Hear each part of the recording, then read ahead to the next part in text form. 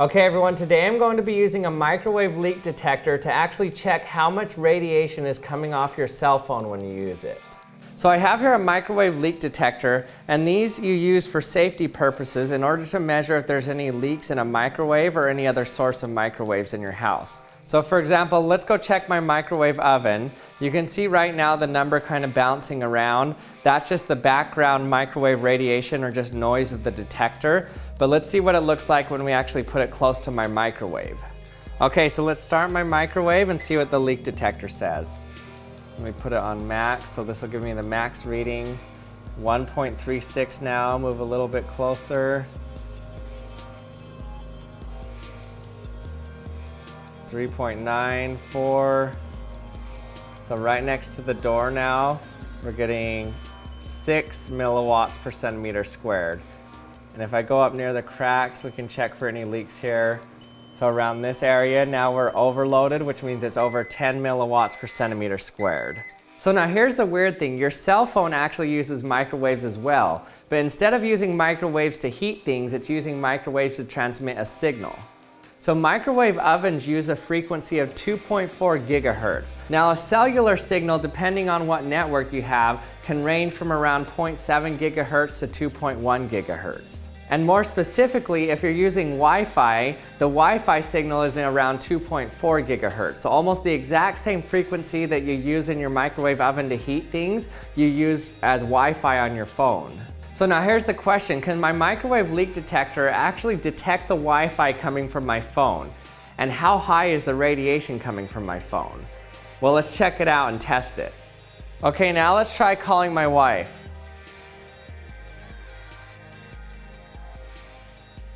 Hello?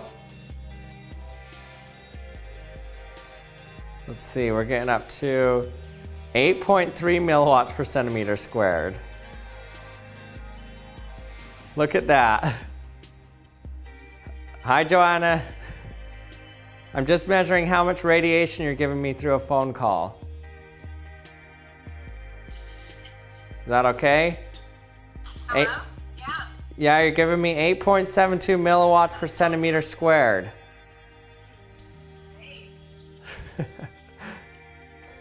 Okay, so with just a phone call, I was able to pick up 8.72 milliwatts per centimeter squared. Now let's try just a Wi-Fi signal. So now let's just try using Hey Siri. So just saying Hey Siri makes it go off the chart.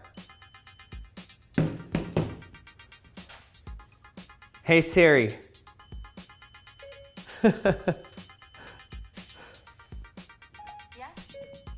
You're giving me radiation. You're gay, no. Okay, so that's a pretty surprising result. Just using the microwave leak detector, I can actually detect pretty high levels of microwave radiation coming from my phone when I just do a regular phone call, and also especially when I just use the Wi-Fi on my phone. When I used the Wi-Fi, it immediately went to overload as soon as I used it at all. And also, if you just set it on your phone, you can see it click up to an overload every once in a while, and that's when your phone is getting a push notification or something when it's using the internet connection. But before you go and throw away your cell phone, let's talk about what these numbers actually mean.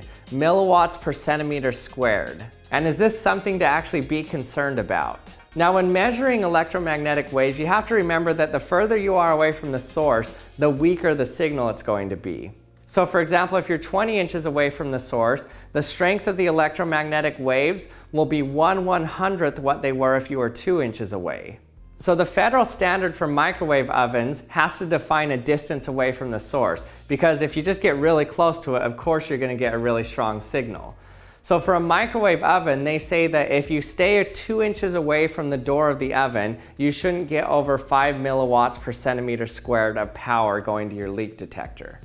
And for my microwave, that was about right. I didn't start getting over 5 milliwatts per centimeter squared until I got within 2 inches of the door. Now for my cell phone, I was directly on top of it. If I actually move it away from the cell phone, then I don't get within that range of 5 milliwatts per centimeter squared. So if I stay around 2 inches away, That information may or may not be comforting to you because if you remember, when you talk on your cell phone, you're sticking it right next to your head. So who cares about that 2 inches? You're sticking it right next to your head.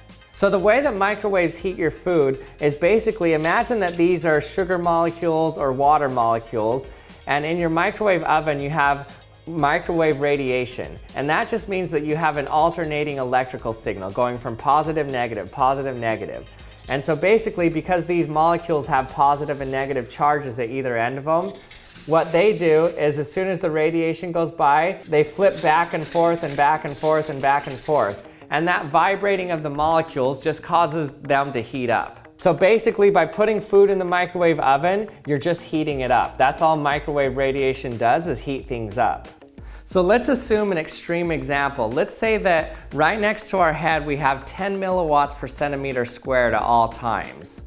And also let's assume that our body can absorb every bit of radiation that's being emitted from the phone there. Well, in order to heat 1 gram of water 1 degree Celsius, it takes 4,200 millijoules of energy. That means at 10 milliwatts per centimeter squared, if I had 1 gram of water in that centimeter squared, it would take around 420 seconds to heat it up 1 degree Celsius. So that means talking on your cell phone for 7 minutes at the maximum power that I measured here, that means you would heat up the water in your head by 1 degree Celsius in about 7 minutes. But that would only be if your body didn't have any cooling system whatsoever.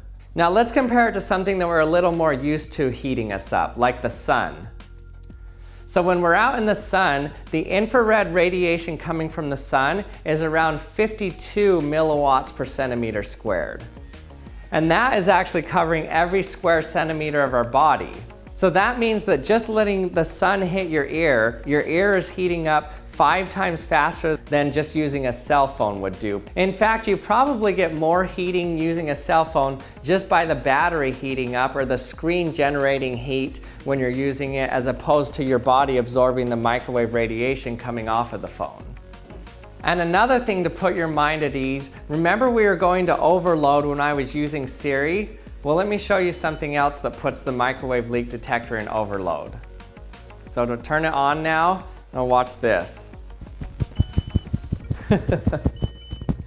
So all I'm doing is waving my shirt here and it's going into overload, which means it's getting over 10 milliwatts per centimeter squared of microwave radiation.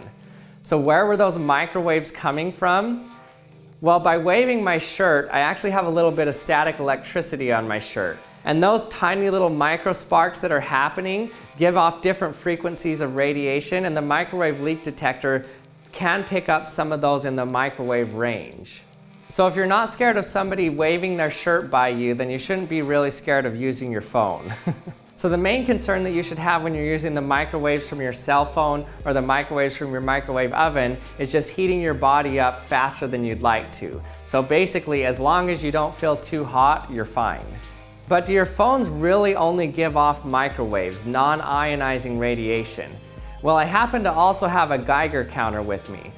So if you increase the frequency so much, what happens is the electromagnetic waves stop acting like waves altogether, but they start acting more like particles.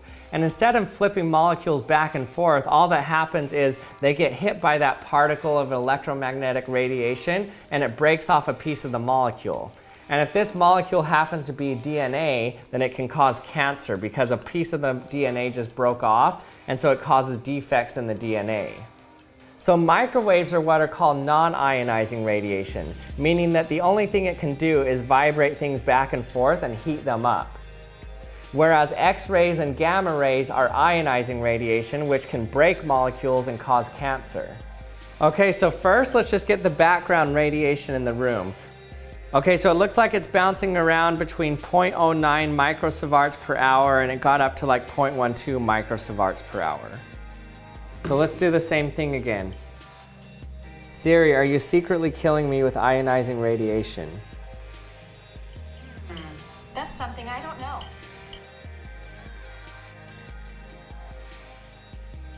Okay, I don't see an increase in ionizing radiation while using the internet here. Stream one of my videos here, and still no increase in the radiation. So this means there's no ionizing radiation coming from your phone whatsoever. There you go, you're safe to keep using your cell phone. But let's be honest, how many of you out there would continue to use your cell phone even if I told you it was outputting deadly amounts of radiation?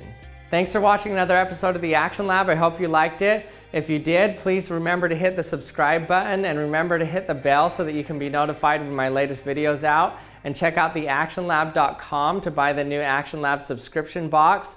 We have the vacuum chamber box for sale where you get a mini vacuum chamber. You can do similar experiments that you've seen me do on my channel with the vacuum chamber. And we also have the new box, which is the self-pouring liquid box. You get the same chemical that I used in my experiments to do my self-pouring liquid. That's the liquid where you start to pour it, and as soon as it gets a little string out, it pulls the rest of the liquid out of the container, which is actually pretty cool to see in real life. If you want to check out those boxes, head over to theactionlab.com. And thanks for watching, and I'll see you next time.